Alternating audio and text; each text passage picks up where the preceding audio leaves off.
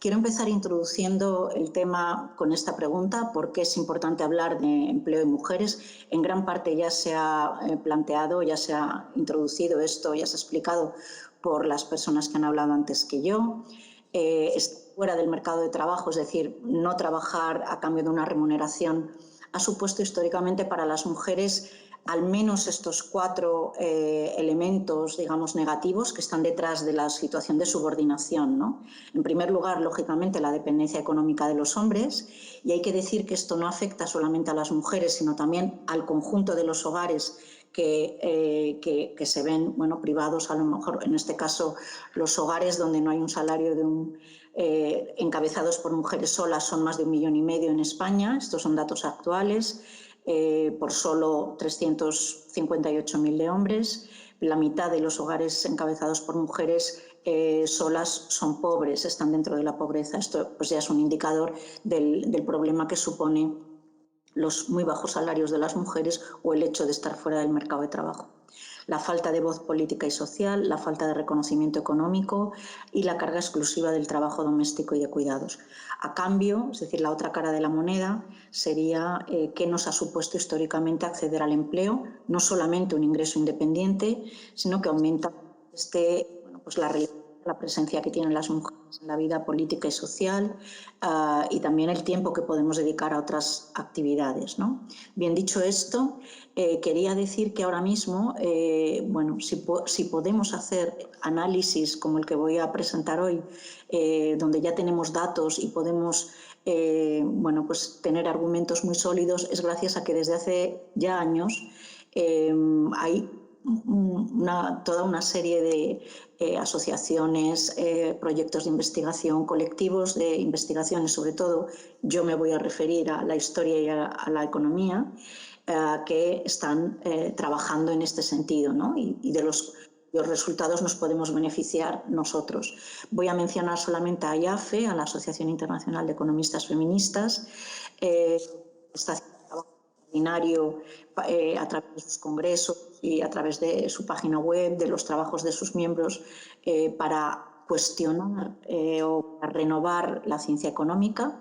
Pero en España también, lo quería mencionar, la Asociación Española de Economía ha creado un comité sobre la situación de la mujer, que si entramos en la web, hay en la pestaña está COSME, donde podemos encontrar informes, entrevistas grabadas, ahí hay un par de ejemplos, etcétera, de muchísimo interés actualizado sobre la situación de las mujeres en el mercado de trabajo, los salarios, las pensiones y todo tipo de factores o variables que nos indican la desigualdad.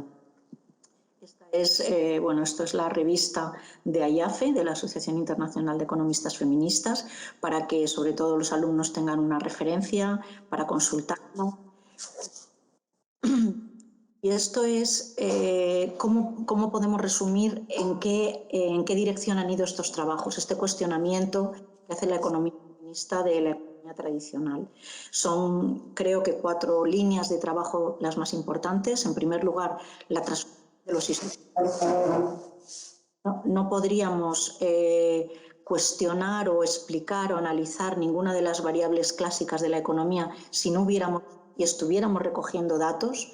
Y aquí quiero mencionar la Ley de Igualdad que el Gobierno español aprobó en 2007, que en su artículo 20 incluía precisamente la obligación de incluir sistemáticamente la variable sexo en las estadísticas y encuestas. Es algo que ahora todos estamos habituados a rellenar esa casillita, pues es muy importante para las ciencias sociales que esa casillita esté rellenada, porque si no sería imposible. Ya sabe todo el mundo que en economía no se puede hacer análisis económico sin datos. Y, por tanto, la recogida de datos ha sido una parte fundamental. Redefinir los conceptos. Y para poner un ejemplo de este trabajo que ha hecho la economía feminista de redefinición de los conceptos, la nueva idea de la familia.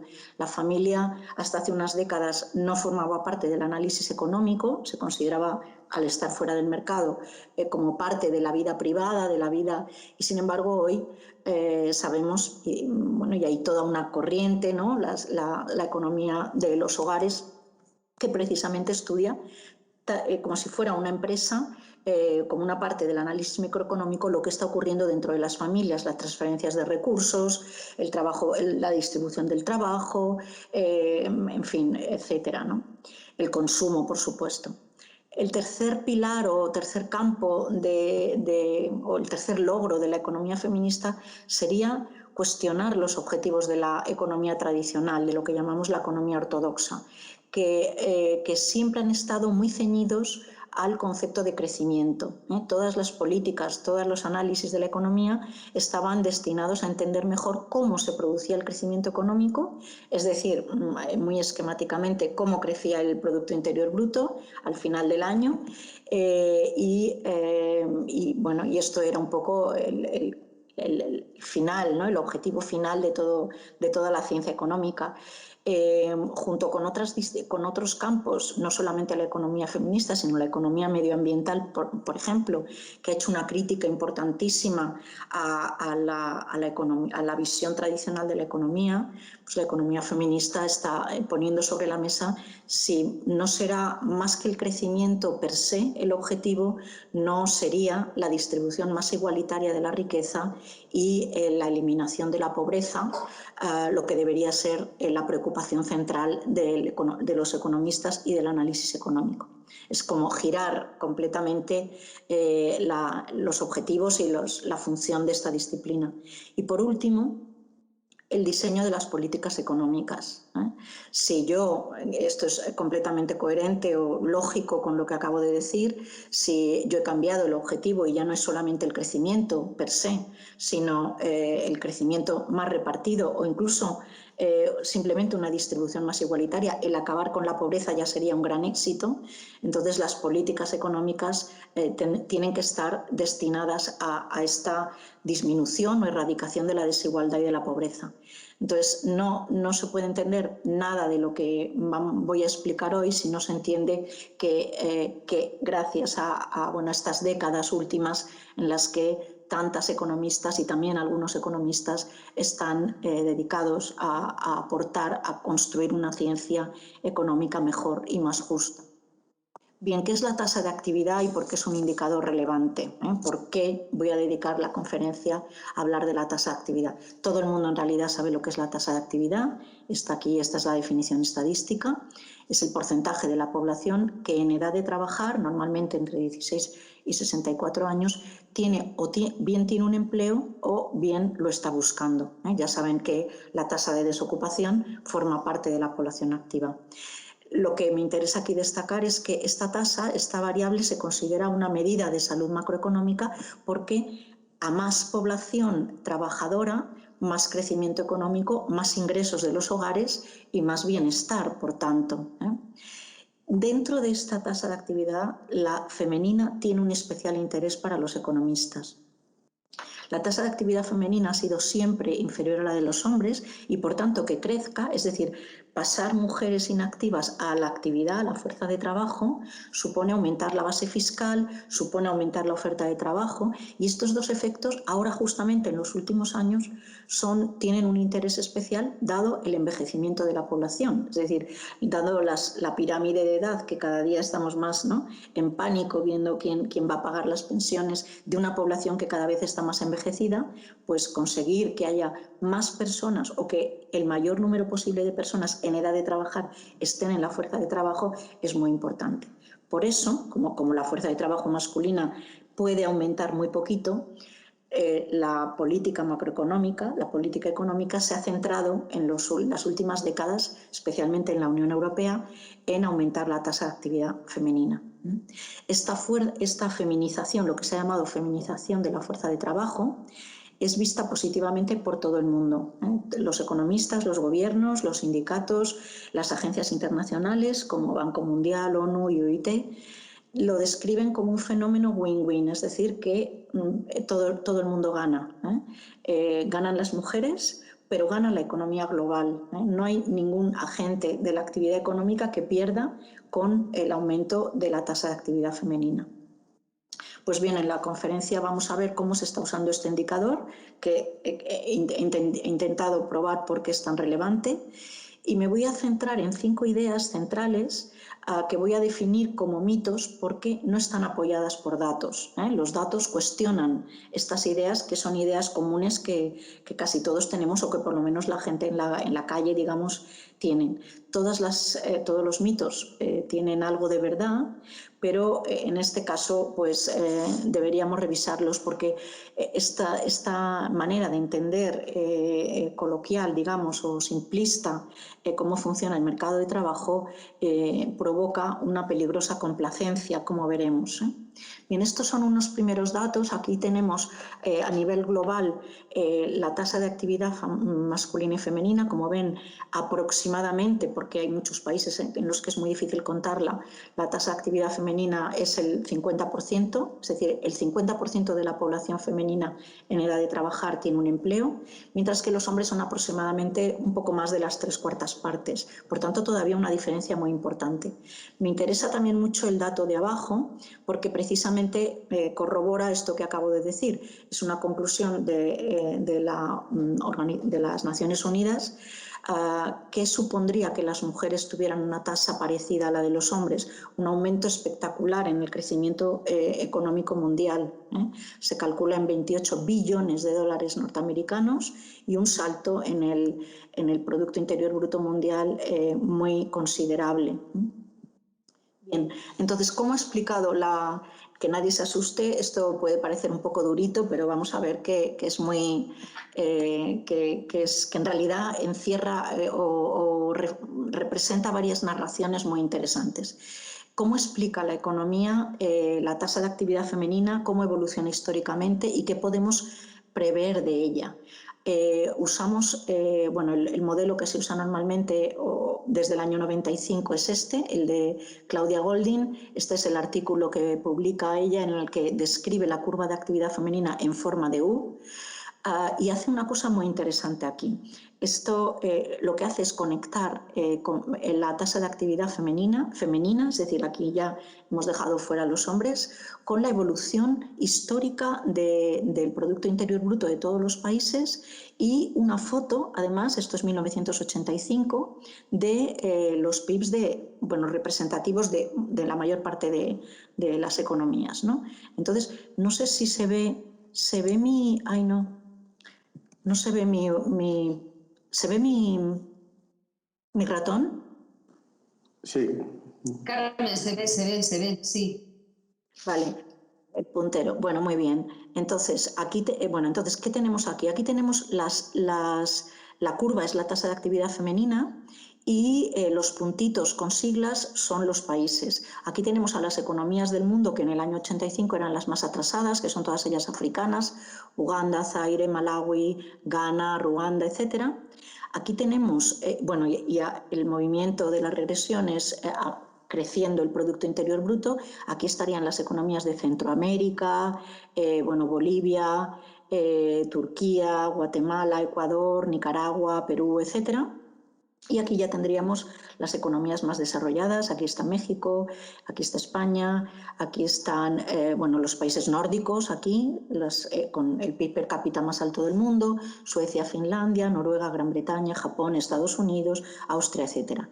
Bien, bueno, hasta aquí ningún problema. Pero ¿qué pasa cuando superponemos la tasa de actividad femenina? Pues encontramos algo muy interesante, y ella lo describe, y a partir de aquí la economía en general, como 3 etapas. Encontramos que la tasa de actividad femenina es especialmente alta, aquí tenemos un 80%, en las economías más pobres. Bueno, pues cualquiera que haya viajado por África verá que, como nos dice nuestro propio sentido común, en las economías muy pobres de subsistencia, todos, mujeres, hombres, niños, niñas, ancianos, hacen lo que pueden. El mercado de trabajo no son empleos formales, digamos, es todo actividades de subsistencia, pero todos ellos, digamos, podemos decir que trabajan, o por lo menos que están en algún tipo de actividad económica. En la segunda etapa ocurre algo muy interesante. Fíjense que la tasa de actividad femenina está cayendo. Aquí era del 80% y aquí es del 30 y algo por ciento, incluso en algunos países del 10%. ¿Qué ha pasado para que de aquí, en paralelo al crecimiento económico, al desarrollo urbano, etcétera, caiga la tasa de actividad femenina, es decir, se vayan tantas mujeres del mercado de trabajo? Pues ha pasado que efectivamente, bueno, lo que en economía se llama un efecto ingreso, el salario de los hombres con la industrialización y la urbanización crece mucho, también con la fuerza sindical, con bueno, todo lo que se supone que es modernización económica. La agricultura tiene cada vez una parte más pequeña en la estructura de la actividad, es la industria y los servicios los que van aumentando su peso y hay mucho menos empleo para las mujeres, por tanto, y además hay una preferencia de los hogares para que las mujeres salgan del mercado de trabajo y se dediquen a cosas que aquí en las economías más pobres no se dedicaban, que es al cuidado de la casa, al cuidado de los hijos, al trabajo doméstico, al trabajo de cuidados, etc. Pero ¿qué pasa entonces? Esto creo que se puede entender fácilmente, pero ¿qué pasa cuando en la tercera etapa? ¿Por qué las economías más desarrolladas han invertido esta relación con la tasa de actividad? Y aquí volvemos a ver que muy rápidamente la tasa de actividad en las economías más modernas, más avanzadas, vuelve a crecer mucho. Todavía no tanto como el 80% de las economías más pobres, pero ¿qué pasa? Que aquí los salarios de los hombres no son suficientes para sostener el hogar. Sí, pero han pasado otras cosas. Ha pasado que el cambio estructural ha continuado, las sociedades ya no son industriales sino terciarias, de sector servicios, el sector servicios genera mucho empleo para las mujeres y sobre todo ha pasado, por el lado de la oferta, que las mujeres están mucho más formadas. A partir de que el ingreso de los hogares crece, los hogares educan más a sus hijos y por lo tanto cuando las hijas están más educadas, quedarse en casa, el coste de oportunidad de quedarse en casa no tiene sentido. Si yo he dedicado 15 años a estudiar ingeniería o lo que sea, no tiene sentido que me quede en casa. Sé que voy a ganar un salario de cierta importancia y por lo tanto estoy en el mercado de trabajo y de aquí resulta esta tasa de actividad femenina creciente. Bien, entonces vamos a entender mejor esto ahora en los próximos minutos, pero me interesaba mucho explicar, este es el modelo con el que entendemos e interpretamos la tasa de actividad femenina, tanto fotografía, es decir, este es 1985, como históricamente, porque todas las economías hemos pasado por estas etapas. Bien, entonces, ¿de dónde salen los 5 mitos? ¿Cuáles son los 5 mitos? Es el mito primero. El mito primero es que la alta tasa de actividad femenina es un fenómeno reciente. No lo es. Como también nuestro propio sentido común o nuestra capacidad de observación nos dice. La alta presencia de mujeres en el mercado de trabajo es un hecho en todas las economías históricas. Todos sabemos que eso que he descrito para las economías africanas actuales, pues si nosotros pensamos en Cantabria o en España en general o en la Europa del siglo XIX o incluso de principios del siglo XX, sobre todo el mundo rural, no podemos decir que las mujeres estaban en casa en el sofá sentadas viendo la tele esperando que llegara su marido. No, estaban haciendo otras cosas, ocupándose del ganado, del campo, del huerto, de absolutamente todo, ¿no? ¿Qué pasa? Que no están recogidas en los censos y en los padrones. En los censos y en los padrones, que son las fuentes con las que calculamos la tasa de actividad antes de que empiece a existir la EPA, la encuesta de población activa, que elabora el Instituto Nacional de Estadística desde los años 60, pues antes tenemos los censos y los padrones. Y ahí no aparecen las mujeres. Por eso decimos que la tasa baja de actividad histórica de las mujeres es en gran medida un artefacto estadístico o una construcción estadística, porque sabemos que hay un fuerte subregistro de mujeres que, aunque están consideradas en los censos como sus labores, ama de casa, esposa, hacían otras cosas, ¿no? Entonces estaban en el mercado. Entonces, esto ha hecho, esta convicción de que hay que buscarlas por otro lado, ha hecho que muchas de nosotras, muchos historiadores y economistas, estemos trabajando con fuentes alternativas, buscando fuentes que el trabajo de las mujeres. Para que tengan un ejemplo de este subregistro, de esta invisibilidad de las mujeres en las fuentes oficiales, les voy a dar el propio censo de Estados Unidos que utiliza Goldin para hacer para construir esa curva en forma de U. Estos son los censos norteamericanos de población, casi un siglo, de 1890 a 1980. Fijémonos en la primera columna porque la otra está desagregada por edades, y aunque hay muchas dudas y problemas con los censos, fíjense, en 1890 la tasa de actividad femenina en Estados Unidos era el 2,5 y en 1900 el 3,2. Es decir, de cada 100 mujeres de todas las edades, en edad de trabajar, claro, sin niños y sin niñas y sin ancianas, solo 2,5 o más tarde 3,2 declaran una ocupación. 6,5 más tarde, aquí ven cómo va creciendo ese segmento.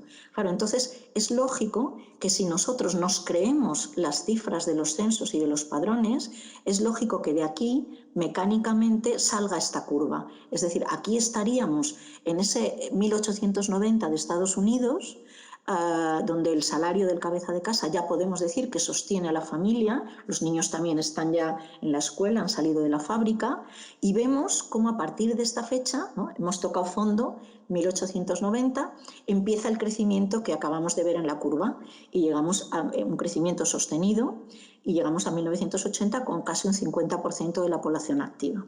Bien.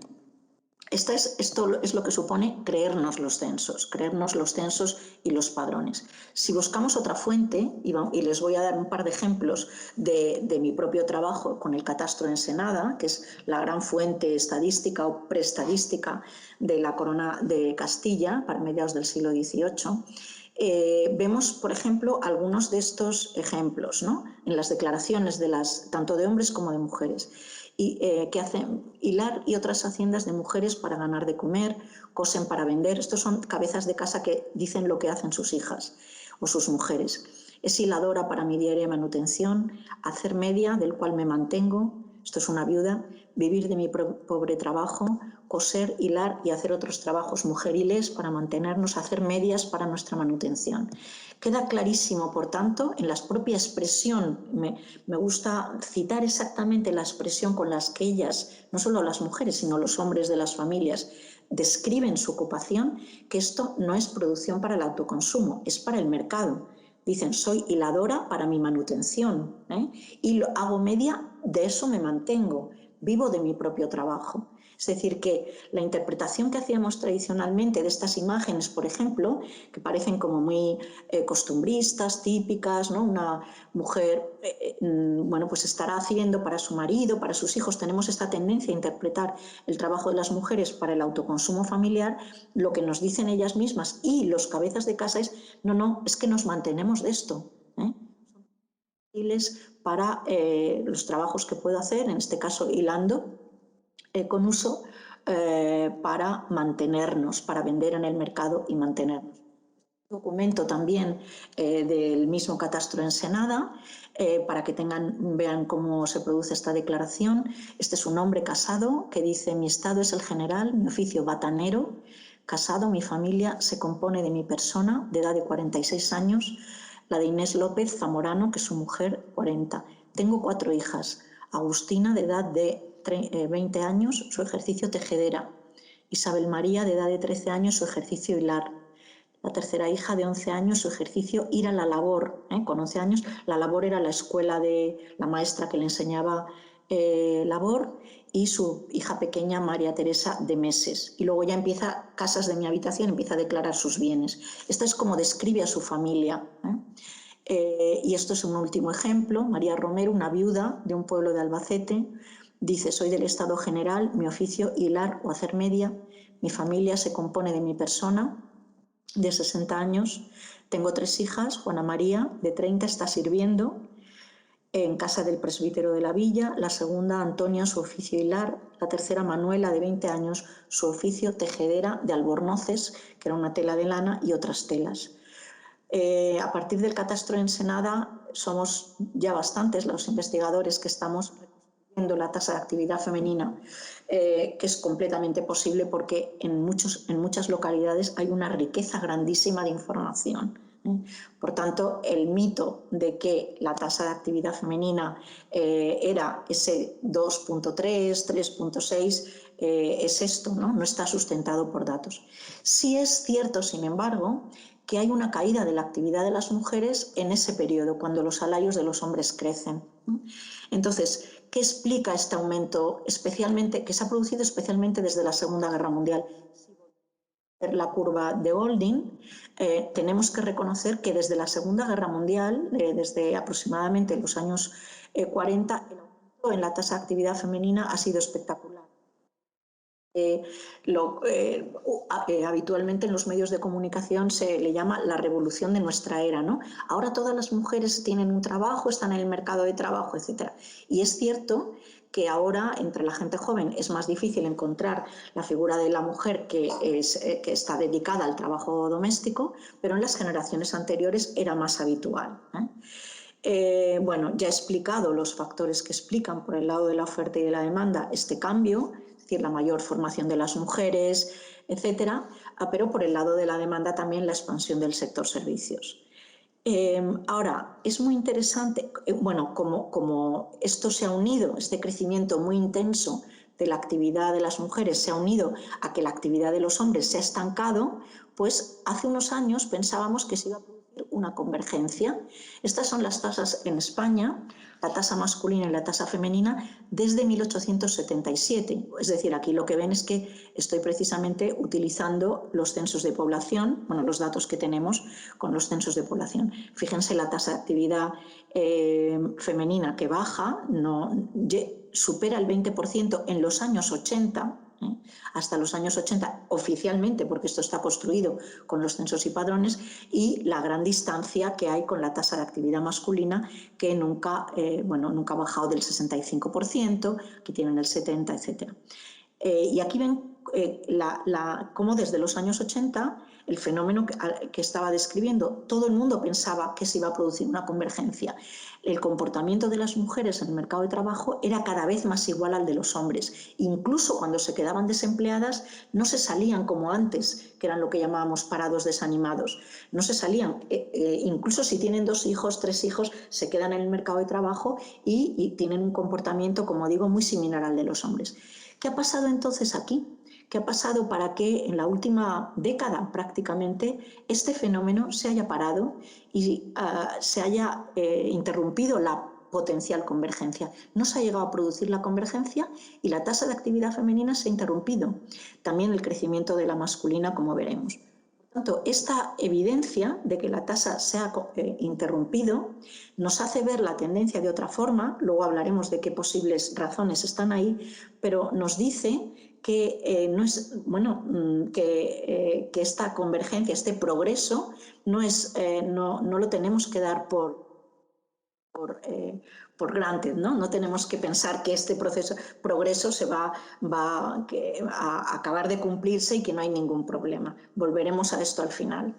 El mito número 2 es que esta feminización es un progreso sostenido y constante. Tiene que ver con lo que acabo de decir, Es decir, el mito número 1 era que no es verdad que la feminización de la fuerza de trabajo fuera nueva, que sabemos que en el siglo XVIII y en la Edad Media, toda la historia, las mujeres han estado participando en la actividad económica, y el mito número 2 es este, ¿no? No se muestra un progreso sostenido y constante. No solo tenemos la evidencia del actual parón en la convergencia, sino que la historia nos revela periodos muy intensos de retroceso en el empleo de las mujeres, dependiendo sobre todo de 2 variables. En primer lugar, el marco legal e institucional. Hay restricciones legales muy importantes al empleo de las mujeres. Por ejemplo, las mujeres no podían entrar en los gremios, no podían tener una tienda, no podían ser agremiadas. O, por ejemplo, también hay un factor que influye mucho, que es la provisión de servicios públicos, en lo que llamamos el estado del bienestar durante el siglo XX.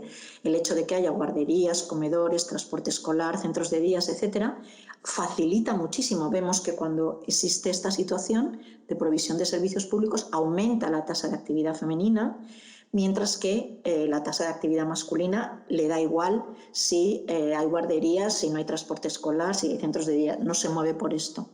En otras situaciones, es decir, cuando tenemos gobiernos o periodos en los que no se dan esta provisión de servicios públicos o que no abolen las restricciones legales, vamos a ver un retroceso en la feminización. Y luego hay otro ejemplo, hay otra serie, otro conjunto de ejemplos muy importantes en la historia que también tienen que ver con los movimientos en la tasa de actividad femenina. Son los periodos de guerra, de posguerras y de crisis económica.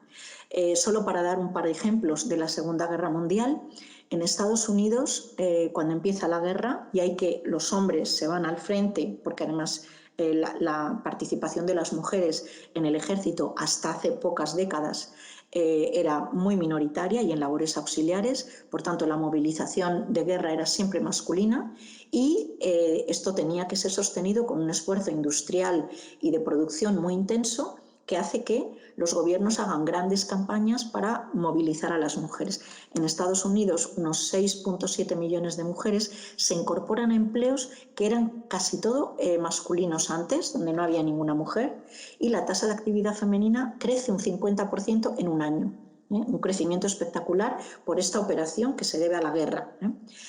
Otro ejemplo también, en los mismos años en Gran Bretaña había una prohibición de que las mujeres trabajaran en el interior de las minas de carbón, bueno, de la minería en general, y como ahora hay necesidad, pues se levanta esta prohibición y, por ejemplo, en la India, donde se ha hecho hace poco, se ha publicado un estudio muy interesante, pues unas 20.000 mujeres de castas inferiores son movilizadas para trabajar como mineras en las minas y ellas son las que van a sostener todo, van a proporcionar todo el consumo necesario de carbón para las fábricas, etcétera.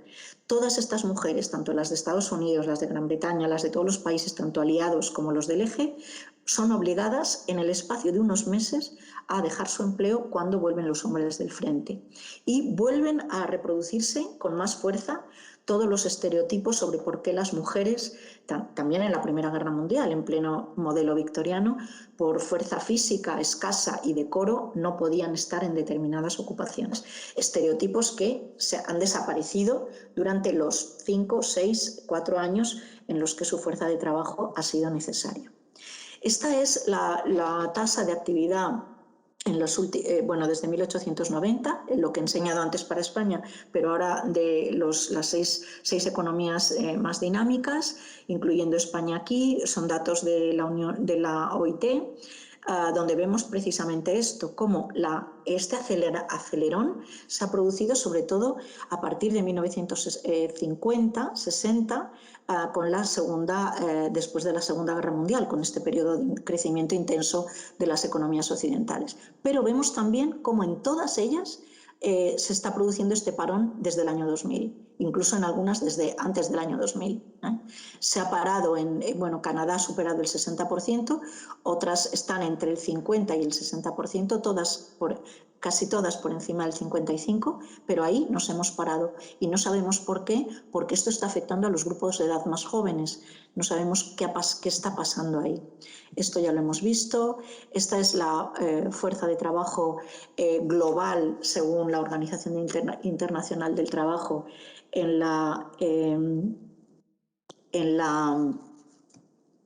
sí, esto es mundial, son datos mundiales en las últimas 3 décadas y lo que vemos es precisamente esto, es decir, cómo la diferencia entre 80 y 50 de las mujeres estaba, y esta es la media, cómo a partir del año 2000 aproximadamente la tasa de actividad femenina se ha parado y está descendiendo, estos son datos trimestrales, levemente, lo que unido, es decir, a pesar de que la masculina estaba descendiendo más, pues hace que la tasa global descienda y no se produzca convergencia. Estas son algunas imágenes sobre el esfuerzo, precisamente la movilización de las mujeres en el periodo de guerra. Todas estas mujeres, como digo, suplen completamente el trabajo, al 100%, el trabajo de los hombres que están en el frente, pero todas ellas son despedidas, en algunos casos, a pesar de sus fuertes resistencias, en el momento en que los hombres vuelven a ocuparlas. Por tanto, y un último ejemplo sobre este mito 2, el progreso sostenido y constante de la feminización, es un libro que para mí ha sido de un interés grandísimo, de una investigadora suiza que publicó hace unos años, la tienen ahí la referencia, un libro que se llama así, Trabajo femenino, vuelta al orden, la ofensiva contra el trabajo de las mujeres durante la crisis económica de los años 30. Ella estudia los años 30 y dice, es decir, no en los periodos de guerra, esto es otro de los elementos, el de las crisis, es el periodo de la Gran Depresión, con una tasa de paro espectacular, sobre todo de hombres, con los sindicatos extraordinariamente preocupados por qué está pasando en el mercado de trabajo, y entonces, bueno, la solución es las mujeres a su casa. Y vamos a ver cómo durante todos los años 30, no solo por este alto paro de los hombres, pero también porque las mujeres estaban aún mejorando su posición en el mercado de trabajo, con esta tercerización que hemos dicho, los salarios estaban creciendo, la natalidad estaba cayendo, las mujeres estaban posponiendo la edad de casarse y la edad del primer hijo, estaban entrando más en el mercado de trabajo, y esto creó un conflicto muy grave y una resistencia política, ideológica, cultural, no solo de la Iglesia, por supuesto, con encíclicas, la Iglesia católica, no solo de los partidos conservadores, no solo del movimiento fascista, sino, lo que nos enseña Seni, más interés, es también de los sindicatos europeos y también de los partidos socialistas. De hecho, el Frente Popular francés es uno de los gobiernos que va a implementar más medidas restrictivas del empleo. Literalmente va a expulsar a una parte de las mujeres a casa, sobre todo de las casadas. Para que tengan algún ejemplo de las medidas restrictivas que se aplican, les he puesto aquí estos ejemplos: la exclusión de las oposiciones, los despidos masivos en correos, teléfonos y telégrafos, la prohibición de contratar casadas si el marido era funcionario, porque se decía el Estado no puede pagar dos salarios, ¿no? Entonces las mujeres no pueden contratarse si ya el marido es funcionario, etc. Mientras se creaban toda una serie de subsidios y primas a las mujeres por número de hijos, es decir, una gran ofensiva pro maternidad y pro amas de casa, ¿no? Este es el resultado de las tasas de actividad. Aquí ven la caída. Francia es el país de Europa que antes de empezar esta ofensiva en el año 21 tiene una tasa de actividad más alta. Fíjense que ya estaba superando el 50% y en unos pocos años cae bueno, unos puntos porcentuales muy importantes, del 51, casi 52, al 48 y al 46. En Suiza pasa todavía más, del 44 al 35, por esta ofensiva. Por tanto, queda claro que creer que la tasa de actividad va siempre hacia adelante y que siempre progresamos, pues como todos los progresos en general, la historia nos dice que estamos equivocados.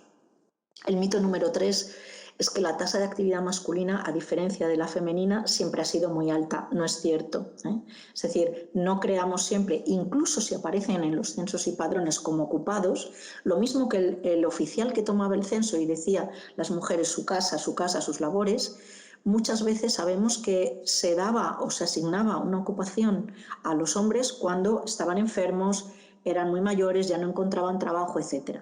Entonces, primero, el empleo, sobre todo en el sector primario, pero también en la industria, siempre ha sido irregular, intermitente, muy sometido a las estaciones, etc.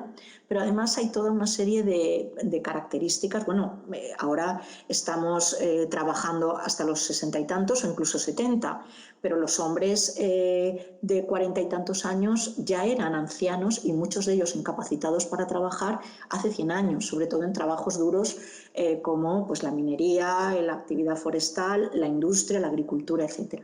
Por tanto, hay un porcentaje muy alto de hombres enfermos o temporalmente enfermos, mayores, o, digamos, bueno, Sun Monday, el vicerrector Mantecón sabe qué quiero decir con Sun Monday, que es la práctica muy extendida en todas las sociedades preindustriales de que el lunes no se trabaja porque el domingo, digamos que he pasado más horas de las convenientes en la taberna y no estoy en condiciones de producir al máximo, ¿no? Bien, pues este es otro mito. Hombres y mujeres no se diferenciaban tanto en su compromiso o en su participación con el mercado de trabajo. Este es el mito 4, ya nos estamos acercando al final. El mito 4 es que una mayor tasa de actividad supone automáticamente el empoderamiento y la independencia económica de las mujeres. No es verdad. Es cierto que es una condición necesaria, pero no es suficiente para conseguir esto. Ya hemos visto los efectos positivos del empleo, pero además, para que realmente se traduzca en una mejora de las condiciones de vida de las mujeres, tienen que ocurrir 3 cosas. Primero, tiene que haber un reparto más equitativo de la carga del trabajo no pagado, doméstico y de cuidados, que los hombres han aumentado, y lo sabemos por los estudios de organización del tiempo, que han aumentado en las últimas décadas su parte de trabajo, sus horas de dedicación a este trabajo no pagado, pero todavía están muy lejos de compartirlo en igualdad. Y esto supone para las mujeres una carga tremenda, porque esto obliga a interrupciones en las carreras laborales, a coger contratos a tiempo parcial, que siempre están peor remunerados, que generan pensiones más bajas, etc. En segundo lugar, hay otro problema, que es la segregación en sectores y empleos feminizados. Esta segregación horizontal, el que estemos sobre todo en empleos que están normalmente peor pagados, tienen menores posibilidades de ascenso, menor reconocimiento social. Y esto además se combina con lo que llamamos la segregación vertical, que ascendemos menos. Bueno, el rector se ha referido precisamente al problema de la segregación vertical en las universidades, que es exactamente así, ¿no? Pero en las empresas ocurre también. Y en tercer lugar, la participación en el mercado de trabajo no garantiza automáticamente, aunque esto nos puede parecer sorprendente para Europa en el siglo XXI, el acceso a la remuneración que hemos ganado. De hecho, en la Europa del siglo XIX, no hace tanto, y en España hay que decir todavía durante el franquismo, las mujeres casadas no podían firmar un contrato, cobrar una nómina, abrir una cuenta corriente o disponer de su dinero. Y en muchos casos sabemos que las mujeres tuvieron que recurrir a la justicia porque sus maridos estaban dilapidando la fortuna que ellas habían heredado, por ejemplo. Pues esto ocurre hoy en muchas partes del mundo, aunque las europeas ya hemos conseguido, con gran lucha, conseguir disponer de este ingreso. Esto es un ejemplo, es una organización que a mí me parece que está haciendo un trabajo interesantísimo, la Plataforma por Permisos Iguales e Intransferibles de Nacimiento y Adopción, la PINA, que precisamente está trabajando sobre este aspecto, sobre el punto primero. Es decir, está intentando convencer, porque funcionan como un grupo de presión en el Congreso, ¿no? Entrevistándose con todos los, digamos, con todos los grupos políticos, para convencerles de la importancia que tiene que el trabajo y el cuidado de los niños, el trabajo doméstico y el cuidado de los niños, sobre todo, esté equitativamente repartido. Entonces, esto es un ejemplo, me parece muy interesante, de cómo bueno, esta petición, esta reivindicación de los permisos iguales, intransferibles, es decir, que el marido diga, no, sí, yo lo tenía, pero es que se lo he pasado a mi mujer, que me ha dicho que se lo pasara a ella, no, intransferibles, y pagados al 100%, pues que ya existen o están empezando a introducirse en otros países, es un mecanismo, es un ejemplo de política muy interesante que tiene este objetivo, ¿no? Bien, y el mito 5, ya para acabar, es que la brecha salarial y no solo la brecha salarial, sino todas estas desigualdades que estoy describiendo en el mercado de trabajo son resultado de las propias decisiones de las mujeres. Este es el marco analítico de la economía, digamos, ortodoxa, que dice que nuestra situación en el mercado de trabajo es resultado de nuestras propias decisiones individuales. Es decir, cada individuo tiene sus propias preferencias y en este caso las mujeres tienen una preferencia o una tendencia a dedicar más tiempo o preferir más tiempo a la familia y menos al empleo. Entonces, bueno, ¿cuál es el corolario de esto? Bueno, entonces, pues nos emplearíamos en sectores peor pagados, pero que nos dan más libertad o más posibilidad de contratos a tiempo parcial. No querríamos competir por los puestos de mayor responsabilidad y sueldo en las empresas porque exigen o son más incompatibles con el trabajo familiar, etcétera. Bueno, frente a esto, pues nosotras lo que decimos es que estas decisiones que es cierto que tomamos todos los trabajadores, reflejan también el peso de normas sociales, de relaciones de autoridad, de discriminación y de ideas sobre la identidad. Muchas veces tomamos decisiones que a lo mejor no son la ideal, no son la que más nos apetece en ese momento, pero estamos sometidas a fuertes restricciones y además no hay otras alternativas más que que nosotras, por ejemplo, pues tomemos esta decisión, ¿no? El papel de la demanda expulsándonos de las profesiones también ha tenido un papel muy importante y esto lo denunciaron ya las primeras feministas y me gustaría acabar con un homenaje precisamente a dos mujeres, una de ellas española, Josefa Mari Borbón, que fue una auténtica pionera en la denuncia. Bueno, seguramente mucha gente conocerá este libro, Discurso en Defensa, porque además fue publicado increíblemente para la época, Discurso en Defensa del talento de las mujeres y de sus aptitudes para el gobierno y otros cargos en que se emplean los hombres, publicado en 1786, donde dice exactamente esto, ¿no? No contentos los hombres con haberse reservado los empleos, las honras, las utilidades, en una palabra, todo lo que pueden animar su aplicación y desvelo, han despojado a las mujeres hasta de la complacencia que resulta de tener un entendimiento ilustrado. Nacen y se crían en la ignorancia absoluta. Aquellos las desprecian por esta causa. Ellas llegan a persuadirse que no son capaces de otra cosa, y como si tuvieran el talento en las manos, no cultivan otras habilidades que las que pueden desempeñar con estas. ¿Cómo se ha de esperar una mutación tan necesaria si los mismos hombres tratan con tanta desigualdad a las mujeres? En una parte del mundo son esclavas, en la otra dependientes. ¿Saben ellas que no pueden aspirar a ningún empleo ni recompensa? ¿No veo eso bien? Sus ideas no tienen más extensión que las paredes de una casa o del convento. Si esto no es bastante para sofocar el mayor talento, no sé qué otras trabas pueden buscarse. Esto lo dice una de nuestras ilustradas más preclaras, varios años antes de que Olympia de Gouges, una de las grandes pioneras del feminismo y de los derechos de las mujeres en Europa, publicara su Declaración de los Derechos de la Mujer y de los Ciudadanos en plena Revolución Francesa. Olympia de Gouges, como saben, fue después guillotinada, pero ella dice también en su declaración: la mujer participará en todas las tareas ingratas y penosas y a cambio tendrá derecho a participar en el reparto de puestos, empleos, dignidades e industria. Es decir, que podemos decir que las mujeres del siglo XVIII, las primeras feministas, las ilustradas antes de que, amantes de la razón y denunciadoras de las injusticias y de la desigualdad, apuntaron muy claramente al empleo, a los obstáculos y a las barreras que impedían a las mujeres tener, como dice aquí Olympia de Gouges o como acabamos de oír Josefa Mar, acceso a los puestos, empleos, dignidades e industria. Bien, ¿qué balance, cómo quiero cerrar? Pues simplemente recordando un poco lo más importante de lo que he dicho.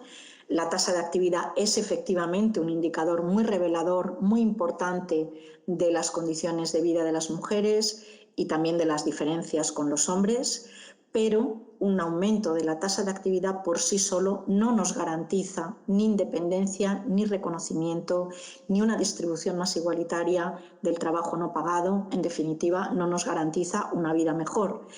Las condiciones de los empleos importan, teniendo en cuenta que el mercado de trabajo se está deteriorando cada vez más, ¿no? Muchas veces, si yo hablo con mis alumnas, por ejemplo, pues ¿qué me supone a mí un contrato de 400, 500 euros o intentar combinar dos trabajos que ni siquiera me permiten alquilar un apartamento? Por tanto, hay que situar este gran avance que hemos hecho las mujeres con muchísimo coste en el mercado de trabajo, pero hay que cualificarlo, dijéramos, hay que aprender de esto que nos muestra la historia, de los retrocesos, de las limitaciones que supone el empleo, sobre todo hoy en día. Y creo, y por esto concluyo así, que quizá el mayor mito de todos es que la igualdad entre hombres y mujeres es un hecho y que además está garantizada. Muchas gracias.